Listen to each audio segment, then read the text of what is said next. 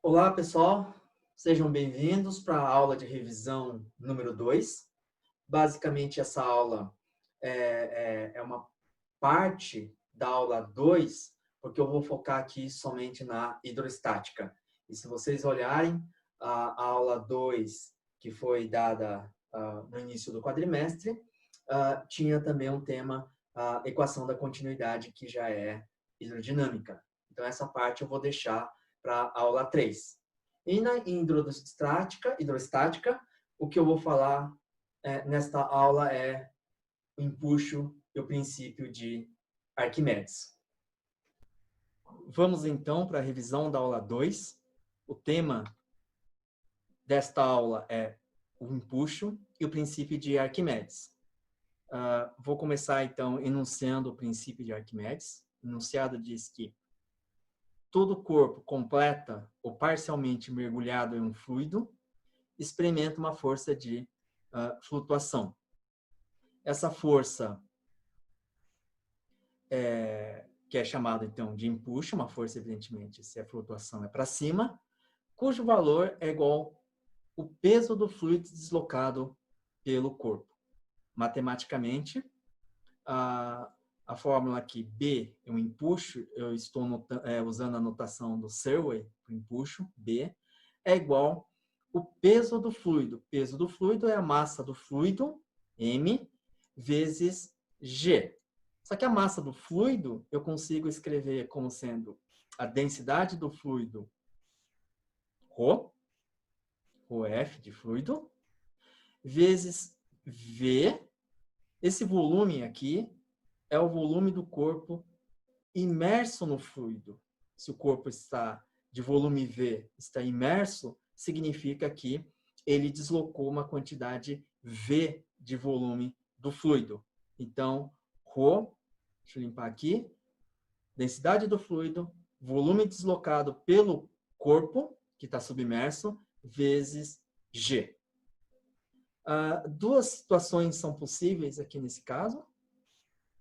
Uma situação em que o corpo está totalmente submerso, e também tem situações onde o corpo está parcialmente submerso. É o que é chamado corpo flutuando. Para ilustrar aqui, eu vou resolver um problema, é um problema do livro do Halliday, que tem dois objetos, um em cada situação, um completamente submerso e outro parcialmente. Então, a figura abaixo mostra uma esfera maciça que está aqui, suspensa por um fio de massa desprezível. Esse fio está conectado a um cilindro. Esse cilindro flutua parcialmente e uma parte, então, está submersa aqui na água. A altura total desse cilindro, que eu chamo aqui de Hzão, essa é a altura total, de 6 centímetros. A área da face é de 12 centímetros quadrados. O que é a área da face? Essa área aqui. Então, é um cilindro que tem uma área, seria a tampa, né? E a densidade de 0,300 gramas por centímetro cúbico. E 2 centímetros dessa altura está acima da superfície. Então, desses 6 centímetros, 2 estão aqui. Seria essa altura aqui, 2 centímetros. Tá? E, sabendo que a densidade da água é 1 grama por centímetro cúbico e do ferro é 7,87 gramas por centímetro cúbico, determine o raio da esfera de ferro. Então, esse problema eu vou resolver detalhadamente no quadro. Vamos lá, então, para a resolução desse problema. A figura já está aqui, deixa eu só completar com as informações. Primeiro, aqui eu tenho a esfera de ferro. Aqui o cilindro. O cilindro tem uma área A. A tampa desse cilindro aqui é 12 centímetros quadrados. Ele fala que a altura do cilindro é H igual a 6 centímetros e a altura de 2 centímetros está acima do nível da água. Toda essa parte aqui é água, 2 centímetros. Portanto, a parte submersa, que eu vou chamar de Hzinho, Hzinho mais 2 tem que dar 6 centímetros. Portanto, Hzinho vai ser 4 centímetros. Bom, vou começar agora colocando as forças. Primeiro, olhando para a esfera de ferro. Eu tenho todo esse aparato aqui, está na superfície da Terra, então está sob a ação da força da gravidade. Então aqui age a força gravitacional em cima da esfera de ferro, e essa força gravitacional é a massa da esfera vezes G. Só que a massa da esfera eu consigo escrever como sendo a densidade do ferro, o volume da esfera de ferro vezes G.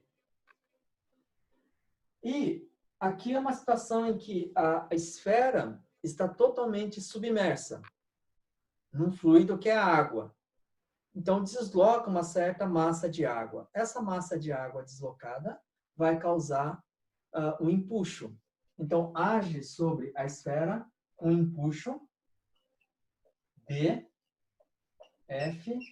que é a massa da água deslocada vezes G. É o peso da água deslocada. Mas o que é a massa da água deslocada? Densidade da água. Quanto foi deslocado? Corresponde ao mesmo volume da esfera. Volume da esfera de ferro. Vezes G. E a outra coisa aqui, eu tenho aqui um fio. E se eu corto esse fio, o que acontece? Essa esfera tende a submergir. Então, existe uma tensão nesse fio, uma tração. Essa tração, se eu olho do ponto de vista aqui da esfera, essa tração está para cima. E aí, se eu pensar em termos de diagrama de corpo livre, então só estou olhando aqui para a esfera de ferro. Como ele se encontra em equilíbrio, a força resultante tem que ser igual a zero. Em termos de componentes, eu tenho aqui, essa força é tração ou tensão para cima, um empuxo para cima. Isso vai compensar a força gravitacional que está para baixo. Então, é FG. Fe. Tá? Eu vou substituir o empuxo e a força gravitacional e colocar aqui em cima. Eu vou utilizar mais tarde essa expressão. Então, eu tenho T mais o empuxo, densidade da água, volume da esfera, G. Isso aqui vai ser igual à força gravitacional, que é O Fe, volume Fe vezes G. Tá? Então, a situação de equilíbrio, não vou precisar mais aqui. Só vou lembrar que essa tração que está no fio, ela é transmitida ao longo do fio e quando eu for olhar para o cilindro, eu vou perceber que o cilindro tem uma tração, esse fio estaria puxando o cilindro para baixo. Então, quando eu olho para o cilindro, eu tenho, em primeiro lugar, está na superfície da Terra, então tem a força gravitacional no cilindro. Quem é essa força gravitacional? É a massa do cilindro vezes G. Mas quem é a massa do cilindro? Densidade do cilindro vezes volume do cilindro. Volume é a área da base, que é a A, multiplicado pela altura total aqui, que é 6 centímetros, que é o Hzão. E como eu disse, esse fio, olhando o cilindro, está puxando para baixo, então a tensão, a tração está para baixo também. Deixa eu colocar aqui a tração no fio. Está aqui. Por outro lado, eu tenho uma certa quantidade de massa de água deslocada, e essa quantidade de massa deslocada vezes G vai causar um empuxo sobre o cilindro. Esse empuxo, então, é... vou escrever aqui. B do cilindro. Quem que é esse B do cilindro? É a massa da água deslocada pelo cilindro vezes G. Mas qual é essa massa da água deslocada? É a densidade da água vezes esse volume aqui. Esse volume é a área A, só que é multiplicado por essa altura aqui, que é a parte que está submersa, que é Hzinho. Hzinho G. Olhando, fazendo um diagrama de corpo livre, observando aqui para o cilindro, a força resultante também é zero, porque o cilindro está em equilíbrio. Então, significa que para cima eu só tenho B, que é empuxo do cilindro. Isso tem que ser igual às duas forças que estão embaixo, que é tração mais a força gravitacional, força-peso do cilindro. Tá? Bom, agora eu vou escrever, substituir aqui. O empuxo é ρ, A, área A, Hzinho G. Isso aqui é igual a tensão. Só que a tensão eu consigo escrever como sendo essa quantidade menos essa quando eu passo para o outro lado. Então, o T vai ser ρ, densidade do ferro, volume da esfera de ferro, G, o termo que passou do outro lado, menos densidade da água, volume do ferro, G, mais essa força gravitacional do cilindro é ρ, cilindro A, H, e evidentemente aqui havia esquecido do G. Então tem o G aqui. Se observa que todo mundo tem G, então o G vai embora. Essa relação aí se mantém, em princípio, em qualquer planeta, tá? Não necessariamente na Terra. Então não depende do valor do G. Bom, quem que nós precisamos? O programa pede para calcular o raio desse cilindro. Mas eu tenho aqui, consigo achar o volume, tá? Então, eu vou isolar o volume. Desse lado, eu vou passar esse termo para cá, o lado esquerdo. Vai ficar. O que tem em comum? A área. Então, é ρA, Hzinho, que é daqui. E, desse lado direito, quando passo para a esquerda, tem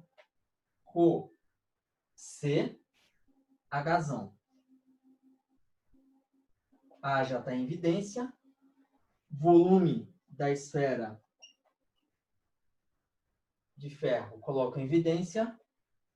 Vai ficar ρ da esfera menos o ρ da água. Tá? Então, aqui eu não vou precisar mais desse termo intermediário. Então, eu vou isolando aqui o volume. Portanto, o volume vai ser ρA, Hzinho, menos ρC, Hzão, A, ρ do ferro menos o da água. E aí não vou precisar mais. Está aqui embaixo. O problema me dá a área que está aqui, 12 centímetros quadrados. O Hzinho é 4 centímetros. Hzão, 6 centímetros. O problema me dá a densidade do cilindro, que é 0,300 gramas por centímetro cúbico. A densidade da água é 1 grama por centímetro cúbico. E a densidade do ferro é 7,87 gramas por centímetros cúbicos. Como o Rho está dado em termos de grama, centímetro cúbico, Hzinho, Hzão, centímetro e área em centímetro quadrado, então no final do dia o volume aqui vai sair em centímetros cúbicos. Tá? Lembrando que esse volume corresponde ao quê? O volume da esfera, que é 4/3 de π, o raio ao cubo. Tá? Substituindo os dados, vocês vão encontrar que o raio da esfera é 0,972 centímetros. Então, essa é a resposta final.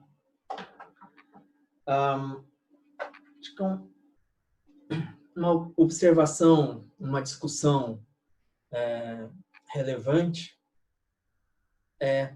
vou aproveitar digamos assim, uma parte desse problema e introduzir aqui uma questão, digamos assim, um velho conhecido de vocês lá de fenômenos mecânicos. Tá?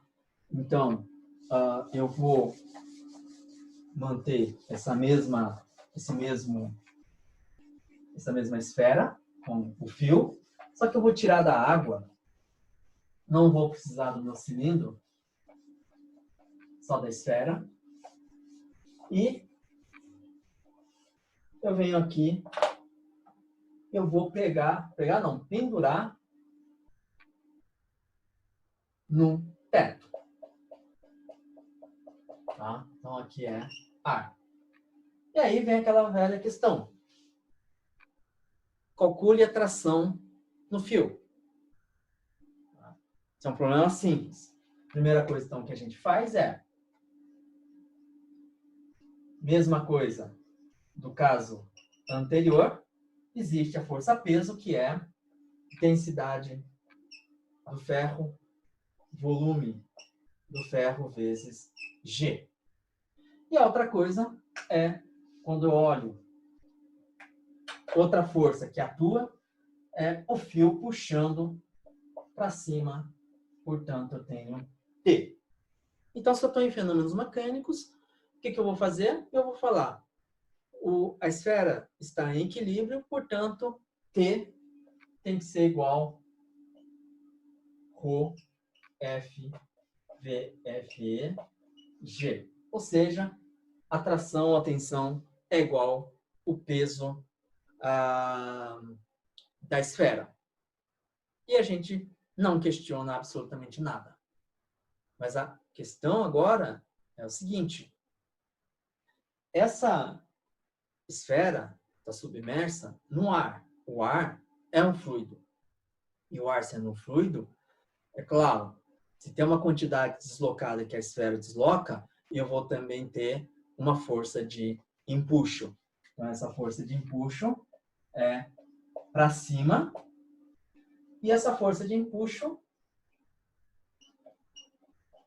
é a massa de ar deslocada.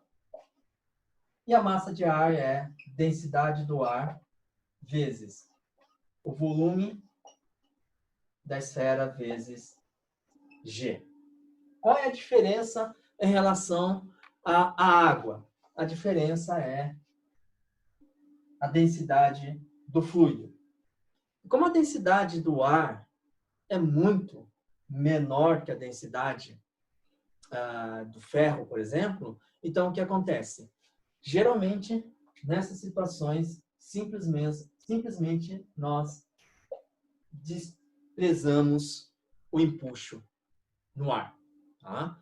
Uma situação que não dá para desprezar é quando eu tenho um objeto aqui que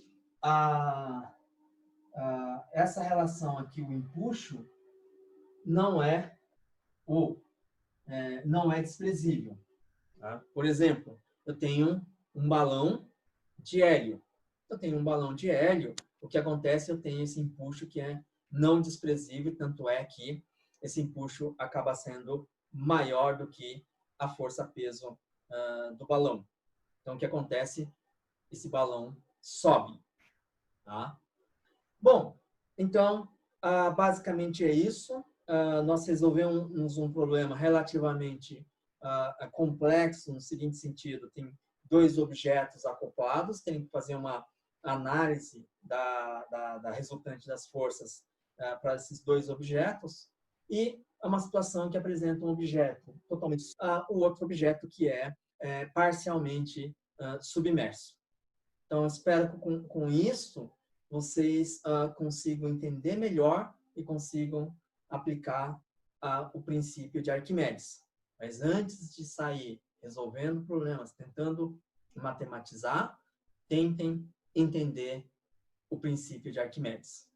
Bom, a gente se vê na revisão 3, onde vou falar sobre hidrodinâmica, em particular, resolver um problema, resolver um problema sobre o princípio de Bernoulli. Então, um abraço e até a próxima.